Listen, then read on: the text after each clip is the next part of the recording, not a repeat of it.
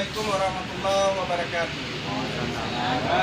Saya selaku Camat Indapuri beserta staf Camat Indapuri mengharapkan kepada seluruh masyarakat Indapuri jangan mudah terprovokasi dengan isi-isi yang menyebutkan kinerja pemerintah dalam proses pengesahan rancangan undang-undang yang menjadi polemik dan penolakan dari kalangan orang.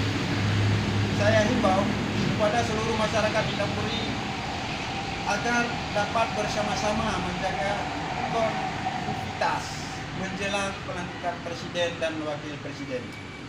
Dan saya himbau kepada seluruh aktivis agar dapat menyampaikan pendapat melalui kegiatan audiensi kepada para pejabat terkait daripada langsung turun ke jalan melakukan unjuk rasa. Terima kasih dari saya, Camat Indapuri.